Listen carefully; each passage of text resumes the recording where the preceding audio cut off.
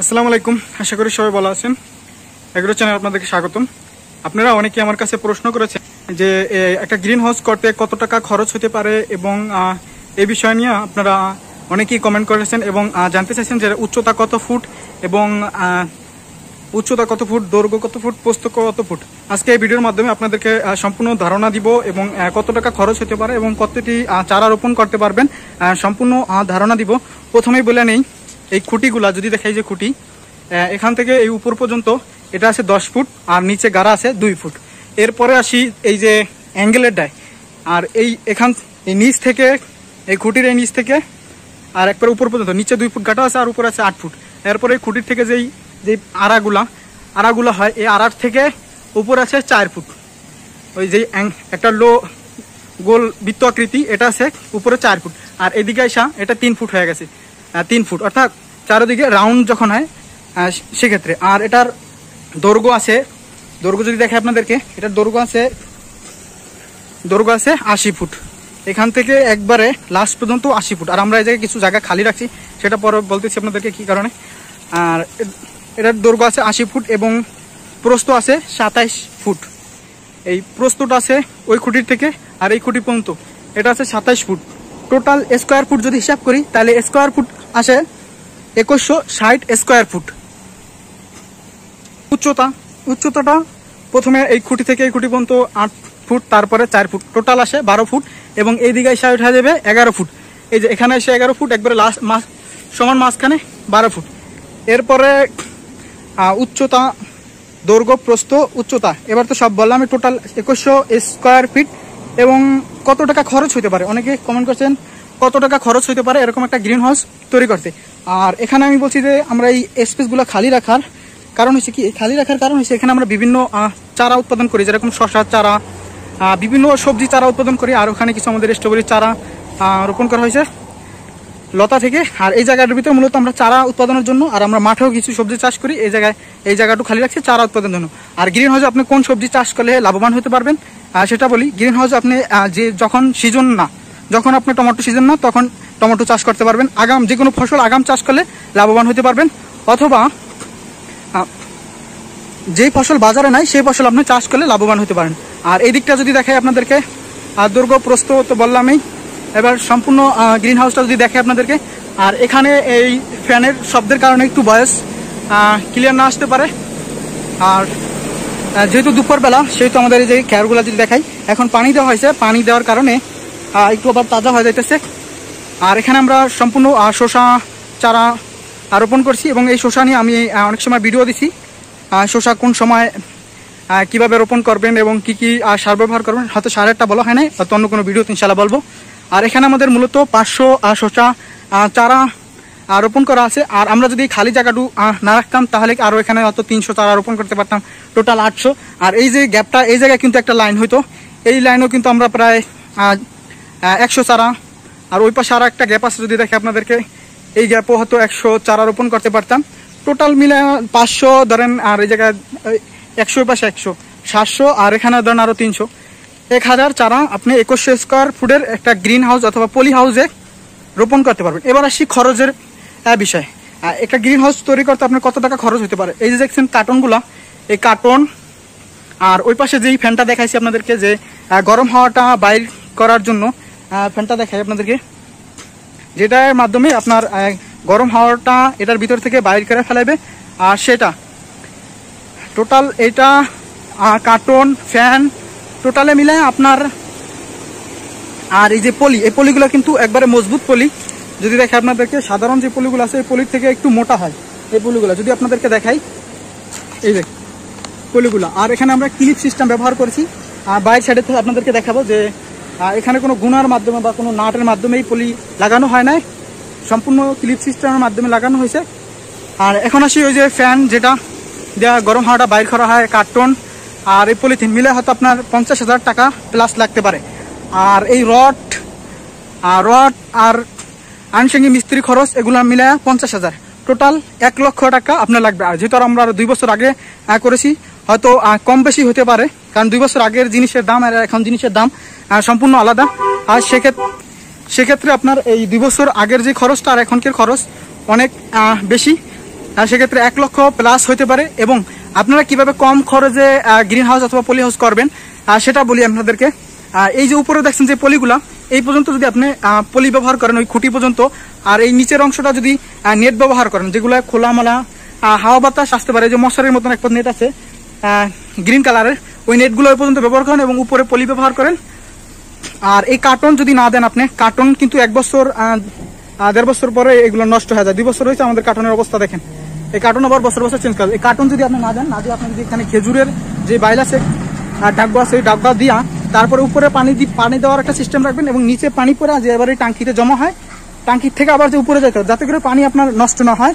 এবং এখানে যদি পানি আসে, পানিগুলো ঠান্ডা থাকবে, তখন দেখা যাচ্ছে ঠান্ডা পানি আসলে গ্রিন হাউসের ভিতরটা ঠান্ডা থাকে। আর এটা হলো ঠান্ডা রাখার জন্য, যাতে যখন ওই হাওয়াটা টানে ওই ফ্যানে, তখন এই ভিতরে গ্রিন হাউসটা ঠান্ডা থাকে। যখন গরমের সময় আর শীতের সময় এটা চালানোর প্রয়োজন পড়ে না।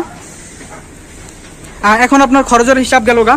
আর উপর থেকে এবং বাহিরের অংশ আমি ভিডিওর শেষে আপনাদেরকে দেখা দিব, যে বাহিরে কিভাবে আমরা এগুলো লাগানো হয়েছে পলিথিনগুলো, আর কম খরচে কিভাবে করবেন এর একটা ছোট্ট ধারণা আমি আমার ভিডিওর শেষের অংশে।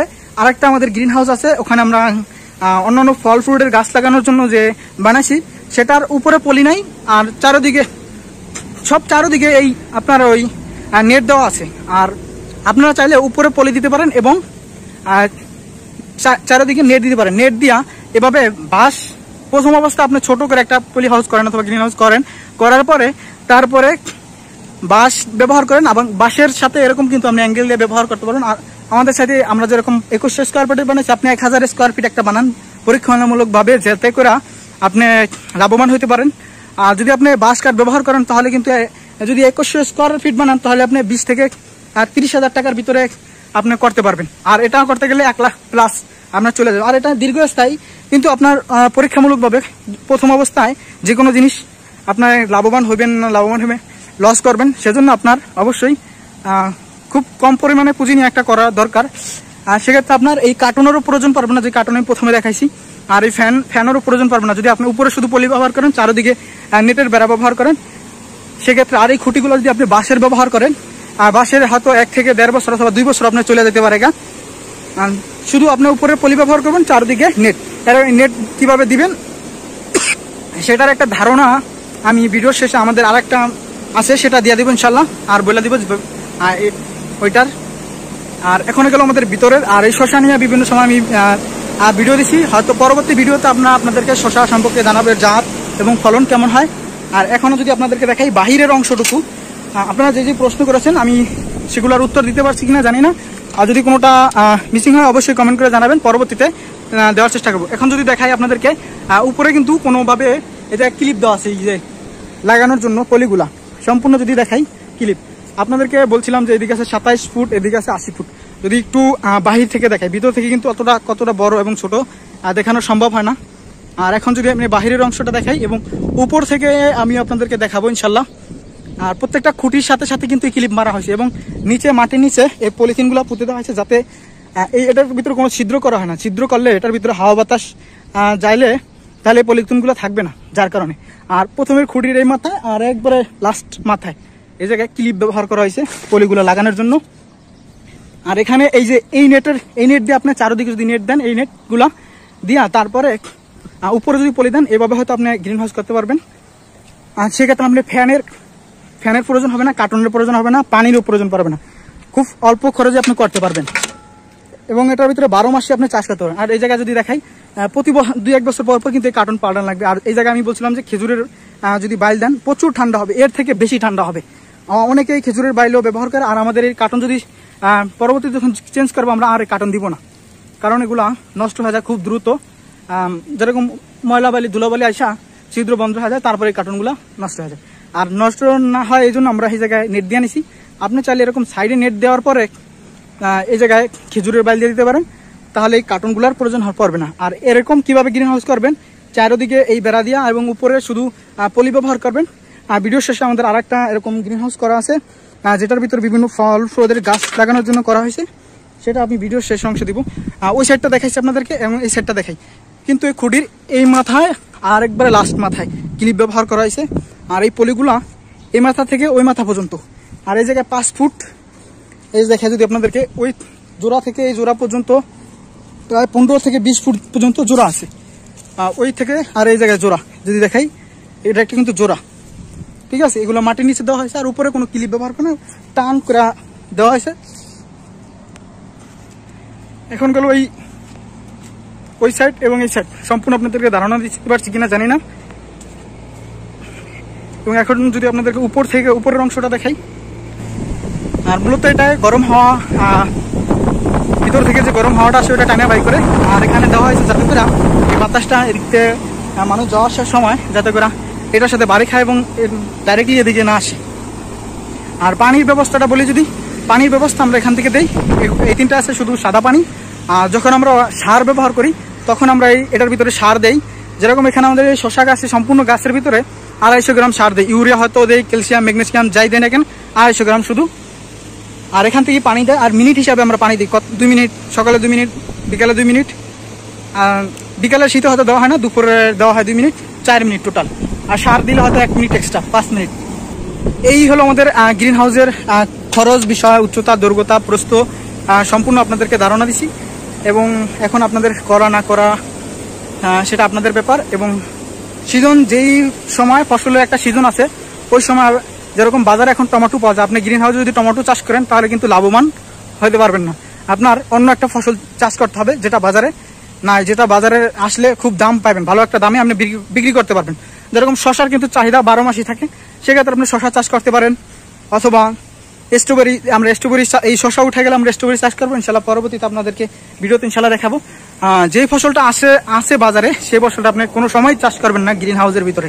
কারণ এত টাকা দিয়ে গ্রিন হাউস করে আপনি যদি বাজারে যেরকম টমেটো পাওয়া যায়, তখন আপনি যদি টমেটো চাষ করেন তখন আপনার বাজারে টমেটো 20 থেকে 30 টাকা 40 টাকা কেজিতে বিক্রি করতে হবে। আর যখন আপনার সিজন থাকবে না, তখন যদি আপনি টমেটো চাষ করেন তখন আপনি টমেটো বিক্রি করতে পারবেন 100 টাকা, 200 টাকা বা 250 টাকা পর্যন্ত। চেষ্টা করবেন সবসময় অগ্রিম, যে কোনো ফসল অগ্রিম চাষ করার। আজকে এতটুকুই। পরবর্তী ভিডিওতে ইনশাল্লাহ আপনারা কোন ধরনের ভিডিও দেখতে চান ইনশাল্লাহ সেরকম ভিডিও নিয়ে আসবো। আর যারা চ্যানেলটি এখনো সাবস্ক্রাইব করেন না, অবশ্যই চ্যানেলটি সাবস্ক্রাইব করবেন।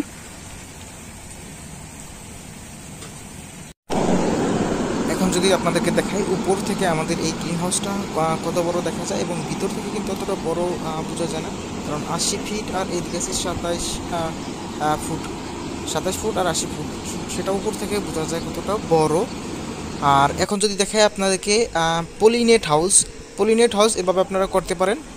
চারিদিকে নেট থাকবে, আর উপরেও আমরা নেট দিছি, এটা উপরে আপনারা পলিথিন দিবেন, যে পলিগুলো আছে, আর চারিদিকে নেট দিবেন। এটা হলো পলিনেট হাউস। পলিনেট হাউসের ভিতরের অংশটা যদি দেখাই আপনাদেরকে, চারিদিকে ঠিক এরকম নেট দিবেন, এবং উপরে যে পলিগুলো আছে গ্রিন হাউসের পলি কিন্তু আলাদা হয়, একেবারে একটু মোটা হয়, অন্যান্য যেই পলিথিন থাকে সেগুলোর থেকে একটু মোটা হয়, এবং দাম তুলনামূলকভাবে নর্মাল পলিথিন থেকে দাম বেশি। আর ভিতরের অংশটা যদি আপনাদেরকে দেখাই ঠিক এরকম হবে।